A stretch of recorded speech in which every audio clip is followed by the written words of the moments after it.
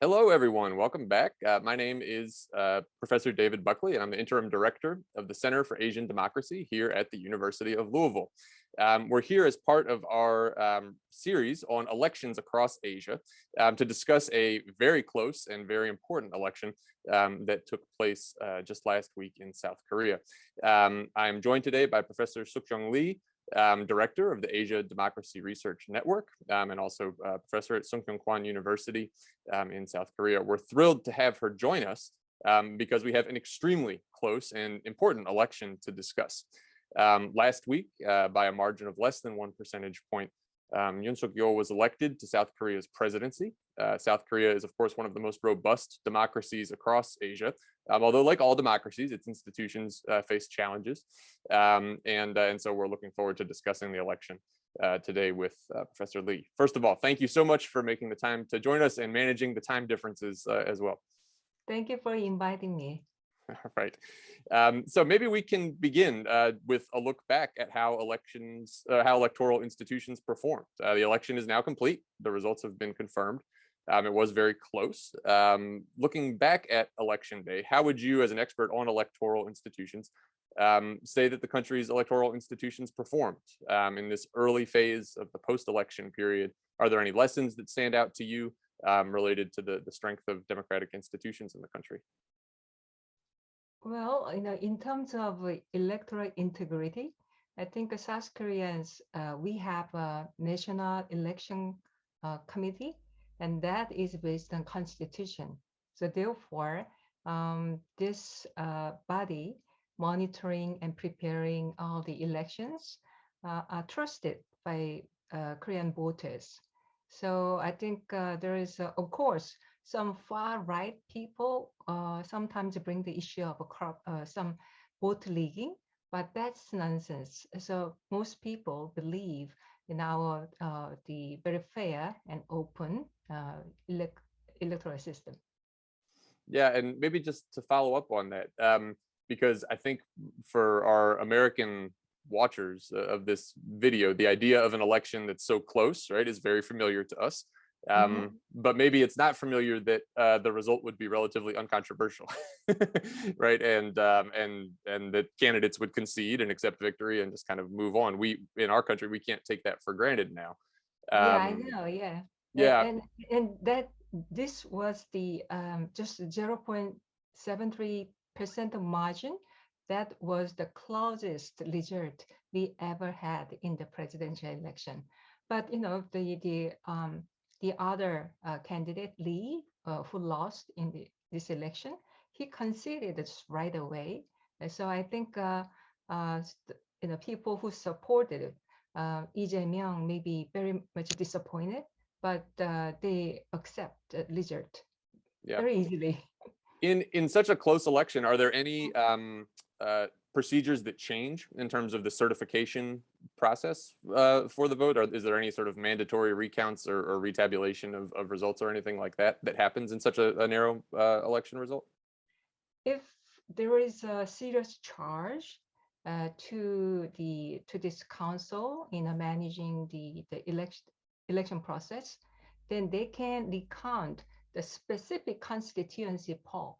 Recounting, because we have 253 constituencies, and voters just go to their local polling station.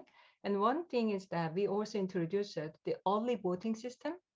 I think I forgot the exact year, but it's been very convenient. So usually, if we have an election on March 9th, on the previous week, Friday and Saturday, they can go to the voting. So I think very high, I think 37% voted early in this Friday and Saturday. And also we have the voting system aligned for the Koreans living abroad. So if they just register, they can go to the embassy to cast their ballot. Yeah, and I actually don't know this, but I should. Was turnout pretty typical? How did it compare to other recent elections? This time election. Yeah, this Oh, time yeah. election. Yeah. Yeah. It was high, Yeah. 77.1%.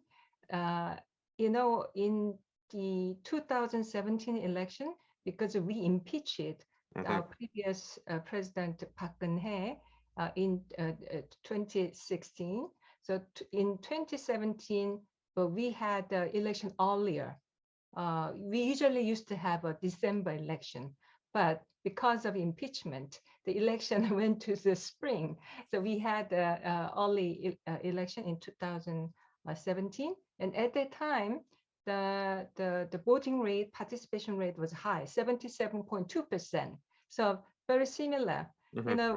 After the impeachment, people were very excited and to choose their new president. So I think 77.2% was higher than the previous election. Um, and then this time, it's very close race. So I think voters are kind of mobilized to exercise their right to vote. Yeah, yeah, no, that's great. Um, Maybe to take just a half a step back with a longer view, South Korea is one of the most consolidated democracies in all of Asia, obviously. I'm curious if you could give our listeners a little perspective on some of the features that have helped to stabilize and strengthen South Korea's democratic institutions in the past 2 or 3 decades. Why has South Korean democracy been so robust since the transition? You mentioned the electoral commission that might be part of your answer, but I'm curious what else you would think as the sources of stability. Right. Um, of course, the South Korea has a long history, but as a republic, we were founded in 1948, and we had a democracy, of course. But however, we had a military coup in 1961, and then we had the Yushin system uh, that did not allow the direct presidential elections. And then we achieved the democratic transition again in 1987. We'll say we had the democracy in the past, and after the transition, um, I think that there is a very strong belief among Koreans. Democracy is good. You know, After the democratizations from authoritarianism to democracy, many young democracies, fragile democracies fail because they cannot deliver economic performance. They cannot bring the economic growth. They cannot bring economic welfare. So voters are usually disappointed. For example, one of my friends from Tunisia, he's asking how Korea has achieved economic growth with the democratizations, right? Hmm. So Hmm. I think um, that kind of, yes, democratization is good, not only for the political freedom, and also for the economic performance. We have a mature economy. So South Korea has emerged as a 10th largest democracy in the world Hmm. in terms of economic size. So that was a kind of pride for Koreans, having democracy with the growth. And second factor will be many Koreans believe in very constitutionalism and rule of law. So there is a strong faith. We have to protect the constitutions, and whatever happens, it has to be, legally should be very much smooth. So if you look at the 2016 impeachment, it was very peaceful and it was very legally, went very smoothly. So that kind of rule of law is good. And also, I think that there is the faith in the consolidated democracy is very strong. In America, you have a quote unquote deconsolidation thesis, right? Many Americans do not believe in democracy any longer. They're kind of in the attitudinal change. But in Korea, there's a lot of complaints, but complain about the lack of democracy, not the democracy itself. Hmm. Hmm. Yeah, well, maybe you could elaborate on that point a little bit. So, South Korea is obviously a democratic success story, but all of our countries face our institutional challenges these days in areas where improvement can come. When Koreans complain about democracy or push for reform today in their democratic institutions, what kinds of complaints do they have, or what areas of challenge do the democratic institutions in South Korea face? Yes. I think we are saying this two major party system we call 1987 system, but this two party system is not representing um, voters that well because uh, of course we have the third party and fourth parties, but smaller parties cannot survive. Why, David? Because our we if you look at our the election law electoral system, we have 300 seats in national parliament, but 253, the majority of seats, are determined by the simple majority. Uh, and we have only 47 seats for the proportional allocation. So let's say if we have a general election, I cast two ballots, my constituency ballot and my proportionality ballot. So that is a problem because of the simple majority, the first past post principle for the constituency seats. People, candidates with just 32% can get the seat. So for example, it's a very weird system. So in a way, the smaller party candidates cannot win. And even for the two major parties, if you look at the 2020 general election, for example, we had the two major parties. Do you know how these constituency seats, 253 seats, were divided? If you look at the ruling party, they got the popular vote about 50%, and the opposition party get the 41.5%. So it was only 8.4% difference. However, with just a small margin, if you are the biggest, they get the seats. So it ended up the ruling party secured 163 seats, while the opposition party secured only 84 seats. So adding proportional seats, the ruling party now control 172 seats, while the opposition party controls only 103 seats. So what I'm saying is that because of this first past post simple majority for the majority of seats in our 300 seats, that cannot reflect this. There is a huge it's not proportional. And also, I will say this kind of system push for the voters to choose one of the two big parties rather than the third party.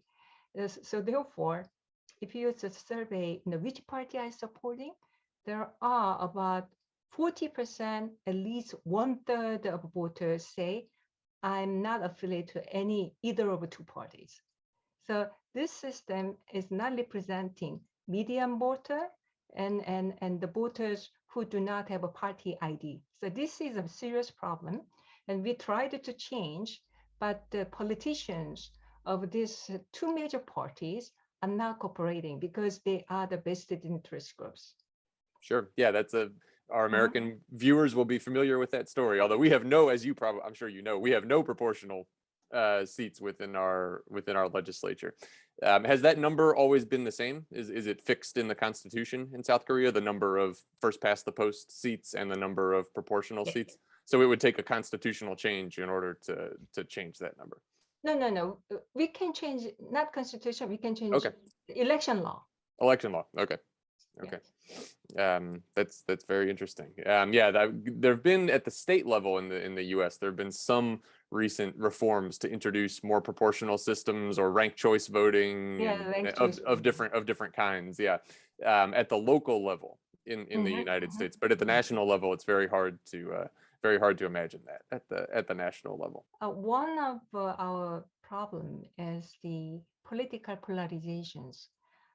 Every society has a political cleavage, right?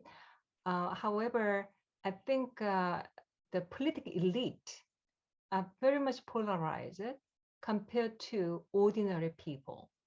And of course, civil society itself is divided. So some people are very pro something government, and some people are very much hate some government. So we are divided.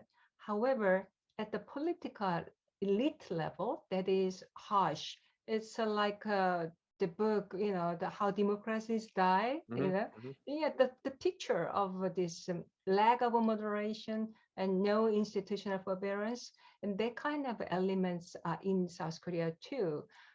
So I think that's very bad because that kind of polarization is kind of multiplied it, uh, and diffuse it to civil society, especially when the SNS and YouTubers kind of signaling all this excessive news and exaggerations and even fake news. So this is, I think, a common problem and challenges to USA and to South Korea too. So I think we should um, kind of invent some institutional measure and the civic educations to reduce this political polarizations. Yeah, that's very interesting, and also to hear you mention misinformation and social media. So that is also a significant challenge in the Korean context. Mhm. Yeah, yeah. Yeah, no, it's definitely a challenge, obviously, for us here in the States, and I think more broadly. You look at other cases with upcoming elections like the Philippines, it's a major challenge there too. Maybe could you just briefly tell our viewers a bit, where does the polarization is it regional polarization, or is it urban rural? Is it generational? All of those things. What's the nature of the polarization? Um, Usually, simply, we have some regional split um, between the south eastern part. Um, there are more the base for the Conservative Party, all this Park Chung-hee and all this Conservative Party.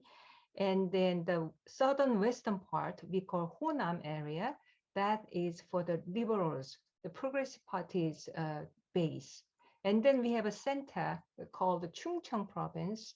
They are more having casting vote.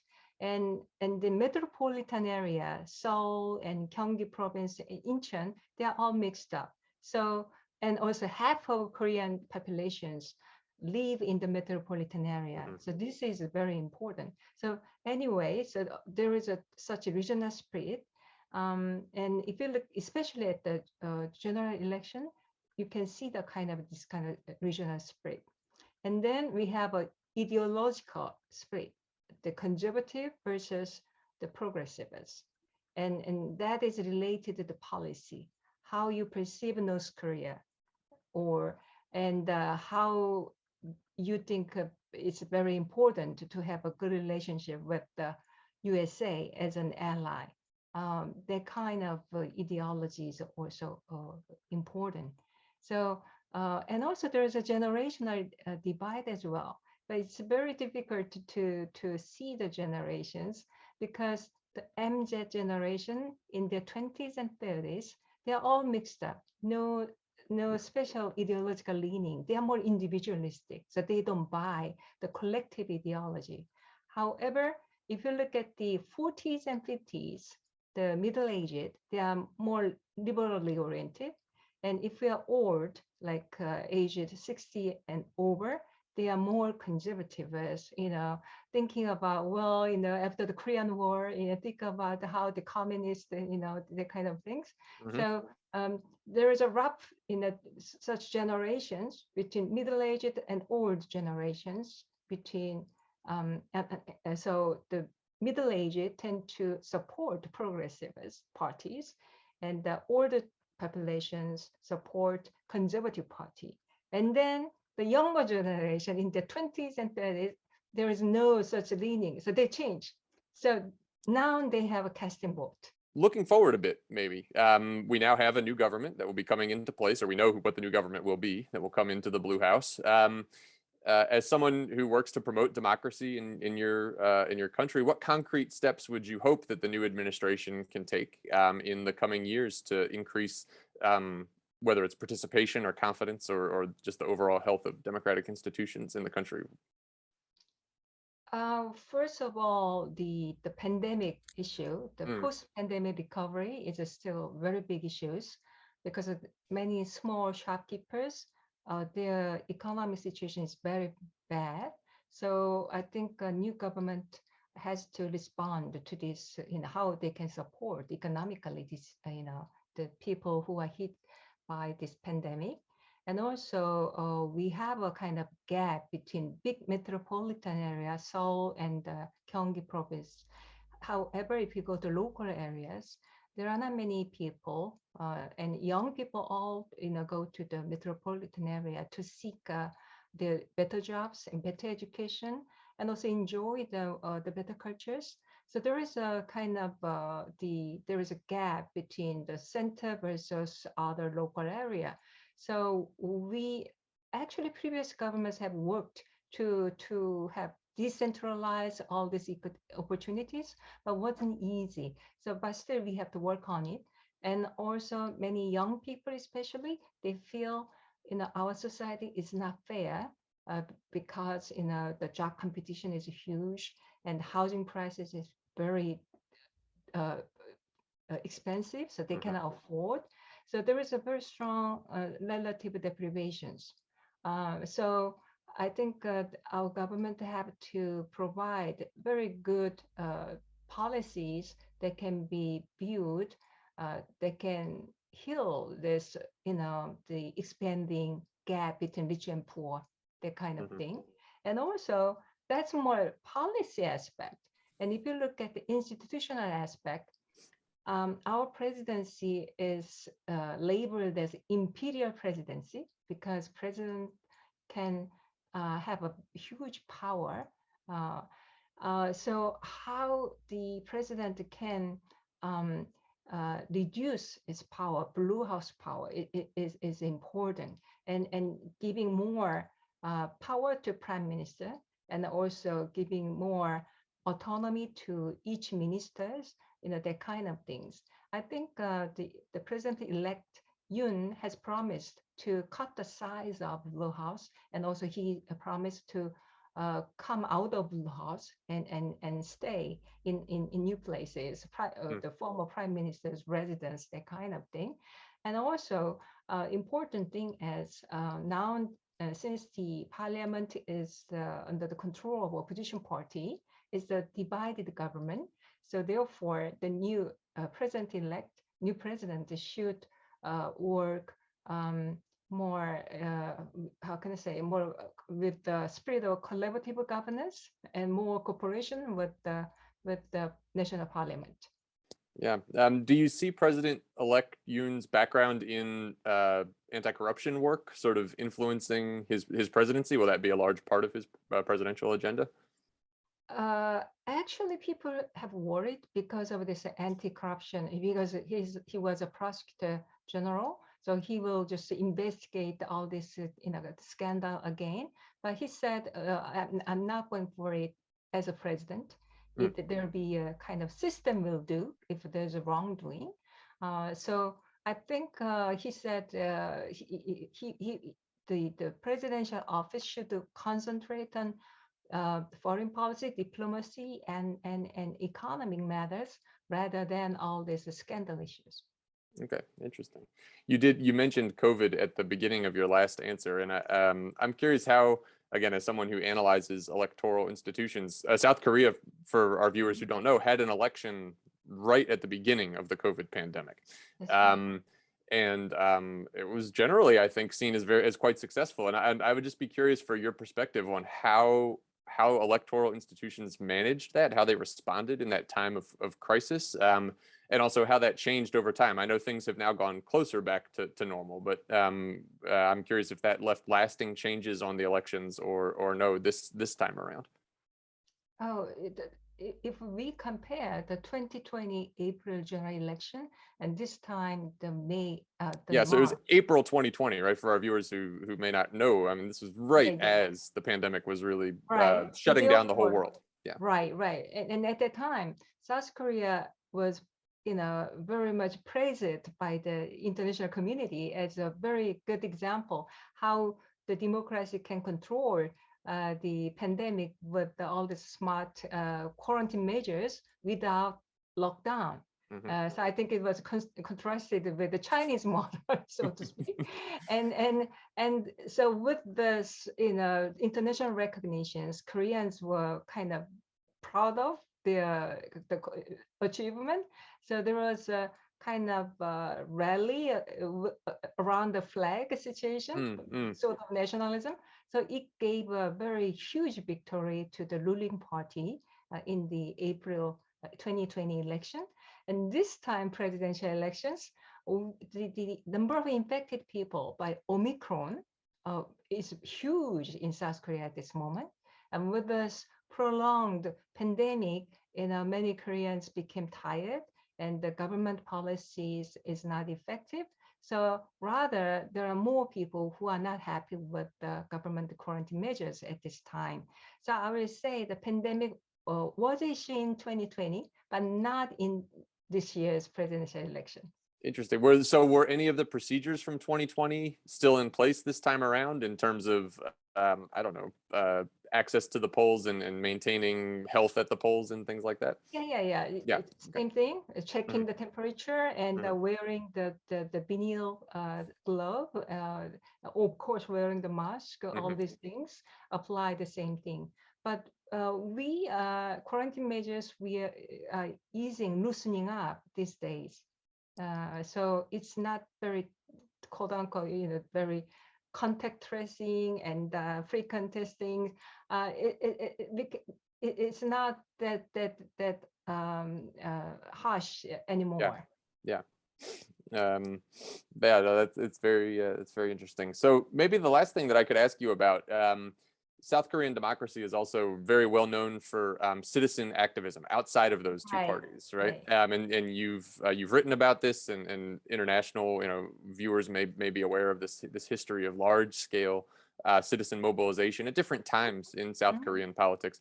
Um, was that kind of citizen mobilization a feature of this presidential campaign, and do you see it sort of re-arising and around what issues if it was going to come up again in the coming administration? Citizen movements, uh, they are not uh, visible at the time of election.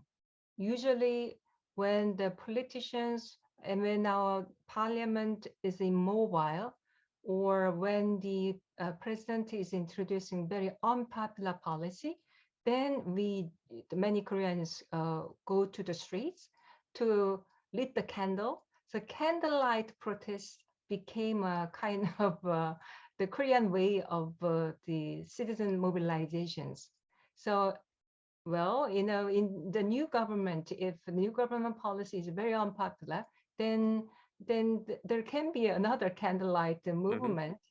So it became a kind of a Korean way of showing the citizens' discontent about the politics and about the government. Yeah, but largely outside of the major political parties. Yeah, not No, mobilization tied to the no, political parties. right. Yeah. Yeah, yeah. Great. Well, thank you so much for taking time to join us. It was fascinating to see the race really come down to the wire. Was it a long night? What time in Korean time? What time was the election result kind of finalized? I think around, of course, around the 5 a.m. Oh, yeah, Just yeah. Okay, so it was all four, night. 4 or 5, but it was so close. So. Yeah, yeah, long nights, long nights. Well, thanks again for taking the time to join us to share some perspective, and for all of us who watch electoral institutions and democracy in Asia, South Korea remains one of the optimistic cases, a case of a resilient democracy, and one that we hope can hold lessons for other democracies in the region. For those watching, thanks very much for being with us. The Center for Asian Democracy hosts reports and videos like this on important elections across the region. We'll be having another one before too long related to the Philippines. So come back and find us on social media and on our website at the University of Louisville. Thank you again so much, Sook Jong, for joining us, and we'll see you all before long. Thank you very much, David. Thank you for inviting me. Thank you. Thank you.